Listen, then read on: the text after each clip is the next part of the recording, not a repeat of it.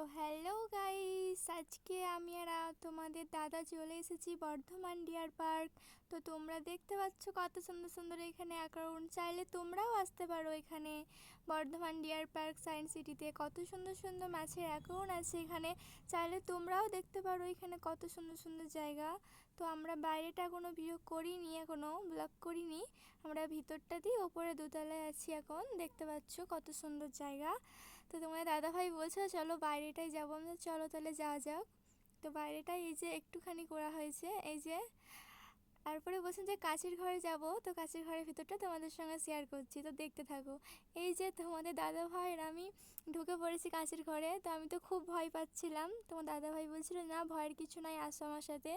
এই যে কত সুন্দর জায়গা দেখতে পাচ্ছ, আমার তো খুব ভয় লাগছিল, কি বলবো, আমি কোনোদিনও যাইনি। তো দাদাভাই নিয়ে গিয়েছিলো, আমার খুবই সুন্দর লেগেছে জায়গাটা, চাইলে তোমরা আসতে পারো। তো এই যে দেখো, তারপরে আমরা চলে আসছিলাম ওখান থেকে বেরিয়ে, ওখান থেকে চলে আসছিলাম, আমাদের ঘোরা হয়ে গেছে, তখন এখন বাড়ি যাব আমরা। তো তোমার দাদাভাই বলছিলো যে না একটু ব্লগ করি, তো চলো ব্লগ করতে করতেই যাই আমরা। দিয়ে যে আমরা সিঁড়ির দিকে আসছি, এখন চলে আসবো বাড়ি।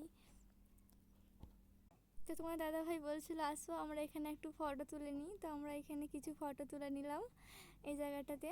তারপরে আমাকে ডাকছিল যে এদিকে আসো, আর আমি তো শুধু সরে সরে পালাচ্ছিলাম, কি বলবো।